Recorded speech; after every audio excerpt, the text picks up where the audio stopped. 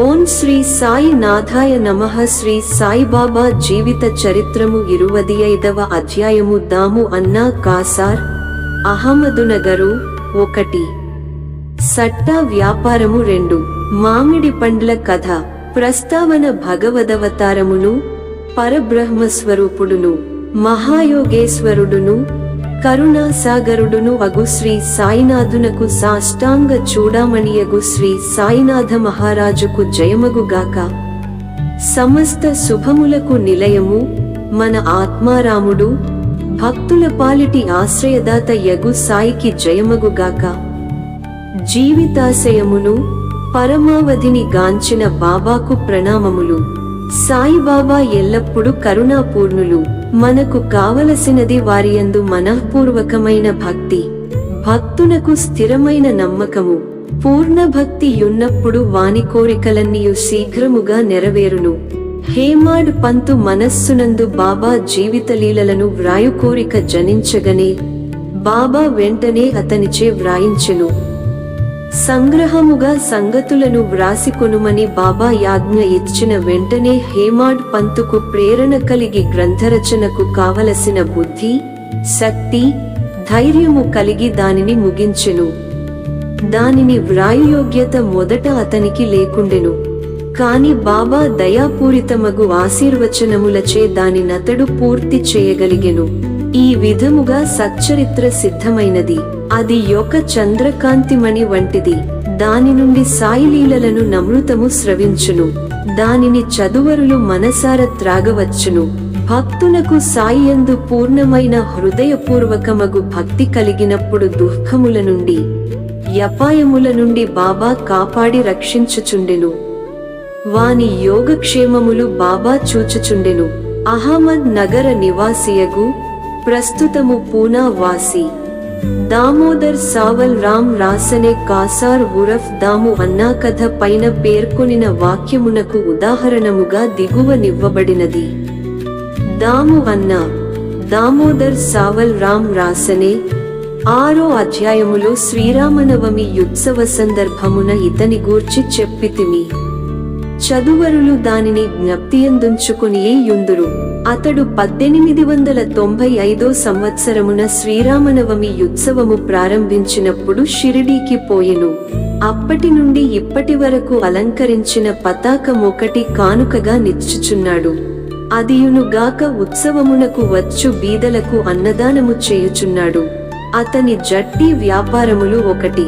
ప్రత్తి బొంబాయి స్నేహితుడొకడు దాము అన్నాకు ప్రత్తిలో జట్టి వ్యాపారము చేసి భాగస్థుడుగా సుమారు 2 లక్షల రూపాయలు లాభము సంపాదించవలెనని వ్రాసెను. వ్యాపారము లాభకరమైన దనియు, నెంత మాత్రము ప్రమాదకరము కాదనియు, గనుక అవకాశము పోగొట్టుకునవలదనియు అతడు వ్రాసెను. దాము అన్నా యాబేరమును చేయుటయా మానుటయా యను నాందోళనలో పడెను. జట్టి వ్యాపారమును చేయుటకు వెంటనే నిశ్చయించుకునలేకుండెను.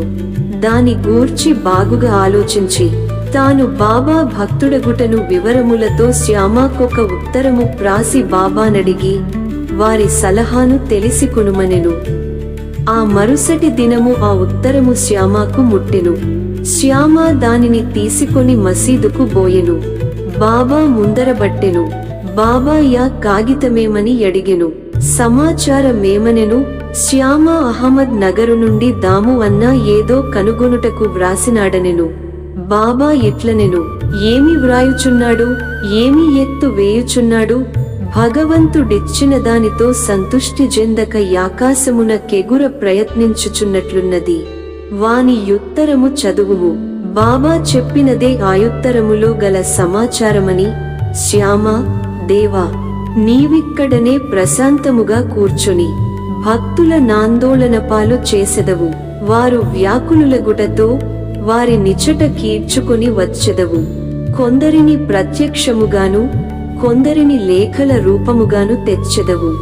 ఉత్తరములోని సంగతులు తెలిసియు నన్నేల చదువుమని బలవంత పెట్టుచున్నావు అనెను. బాబా ఇట్లనియే, ఓ శ్యామ, దయచేసి చదువుము. నా నోటికి వచ్చినది నేను మాట్లాడెదను. నన్ను విశ్వసించు వారెవ్వరు? అప్పుడు శ్యామ ఉత్తరము చదివెను. బాబా జాగ్రత్తగా విని కనికరముతో నిట్లనియే సేటుకు పిచ్చి ఎత్తినది, అతని గృహమందేలోటు లేదని వ్రాయుము. తనకున్న సగము రొట్టెతో సంతుష్టి చెందుమని వ్రాయుము. లక్షలార్జించుటకు ఆయాసపడవద్దని చెప్పుము. శ్యామ జవాబును పంపెను.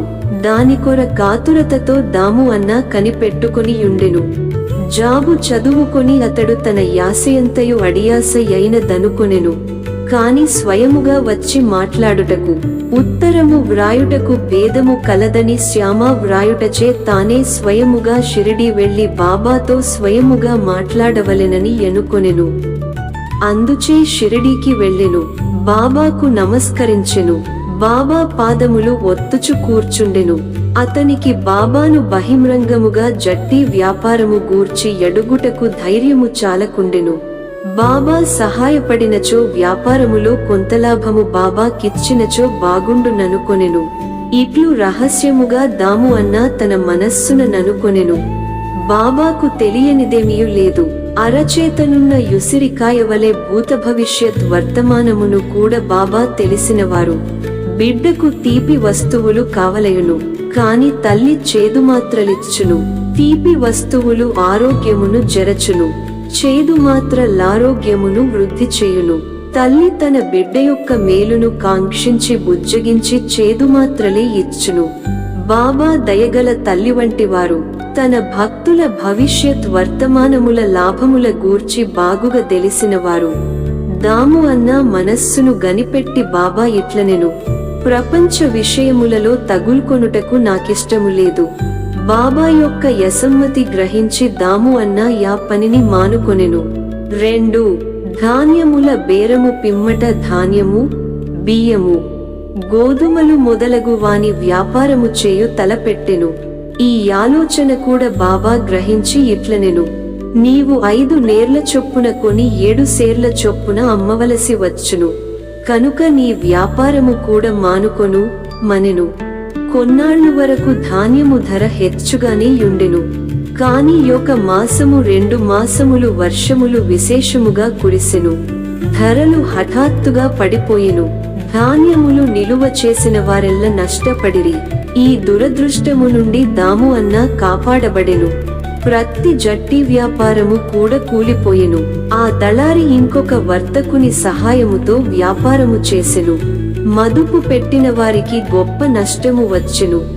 బాబా తనను 2 సారులు గొప్ప నష్టముల నుండి తప్పించెనని దాము అన్నాకు బాబా యందుగల నమ్మకము హెచ్చెను.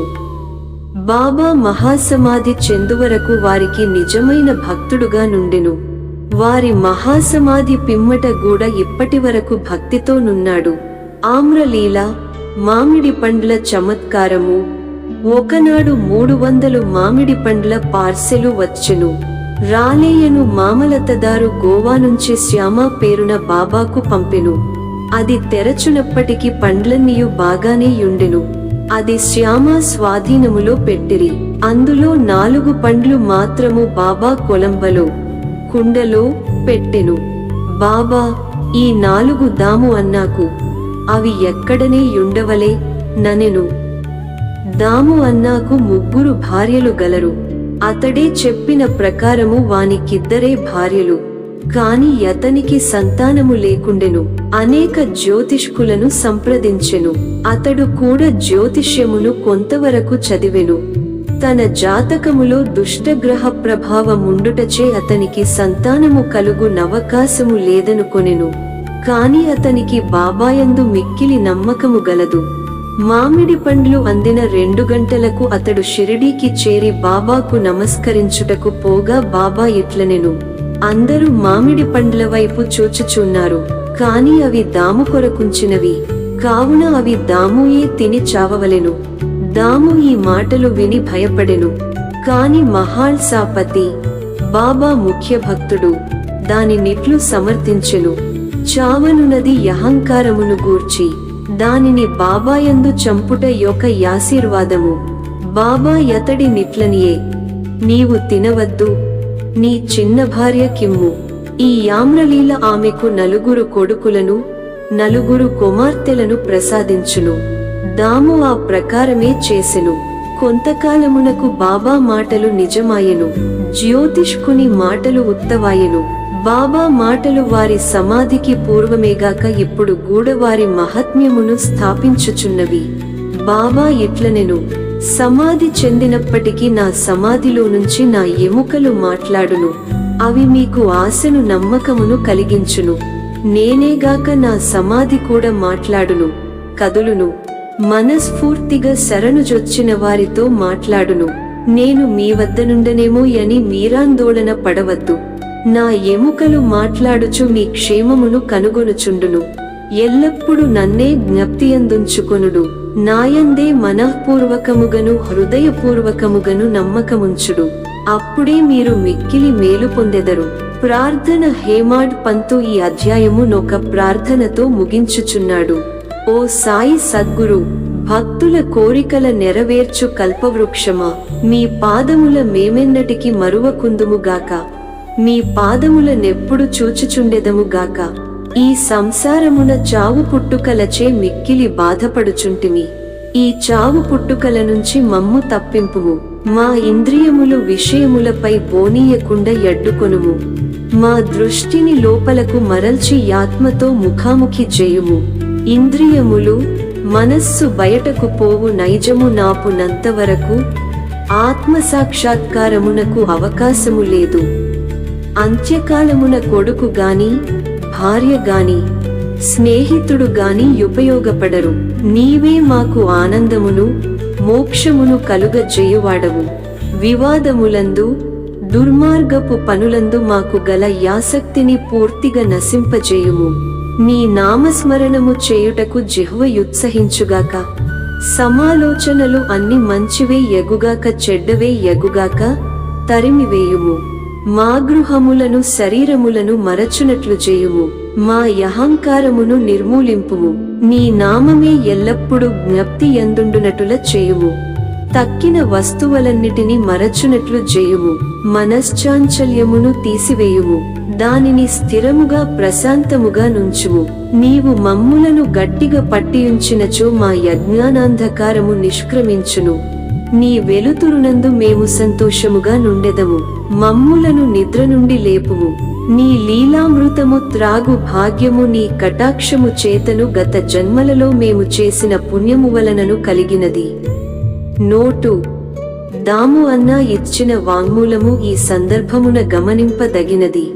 ఒకనాడనేక మందితో నేను కూడా బాబా పాదముల వద్ద కూర్చొని యున్నప్పుడు నా మనస్సున 2 సంశయములు కలిగెను.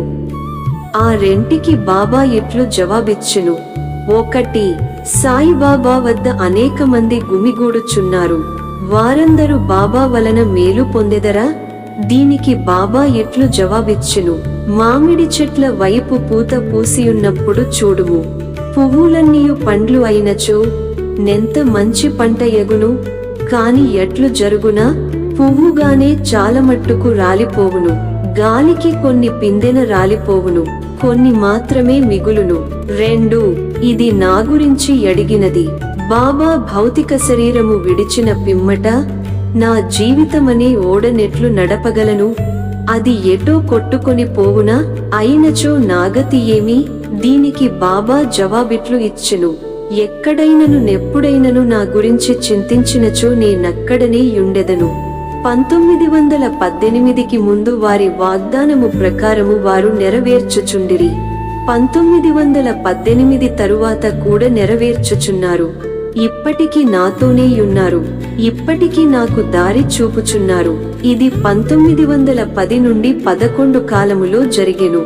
నా సోదరులు వేరుపడిరి. నా సోదరి కాలధర్మము నొందెను. దొంగతనము జరిగెను. పోలీసు విచారణ జరిగెను. ఇవన్నీయు నన్ను కల్లోలపరచినవి.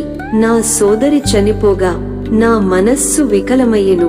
నేను జీవితమును సుఖములను లక్ష్యపెట్టలేదు. నేను బాబా వద్దకు పోగా వారు ఉపదేశముతో శాంతింపజేసి అప్పా కులకర్ణి ఇంటిలో బొబ్బట్లతో విందు గావించిరి. నా నుదుట చందనము పూసిరి. నా ఇంటిలో దొంగతనము జరిగినది. నాకు 30 సంవత్సరముల నుండి ఒక స్నేహితుడుండెను. అతడు నా భార్య యొక్క నగల పెట్టె దొంగలించెను. అందులో శుభమగు సత్తు, నాసికాభరణము ఉండెను. బాబా ఫోటో ముందేర్చి తిని ఆ మరుసటి దినమే యా మనిషి నగల పెట్టెను తిరిగి ఇచ్చివేసి క్షమాపణ కోరెను. ఓం నమో శ్రీ సాయినాథాయ. శాంతి శాంతి శాంతి. 25వ అధ్యాయము సంపూర్ణము. సద్గురు శ్రీ సాయినాథార్పణమస్తు. శుభం భవతు.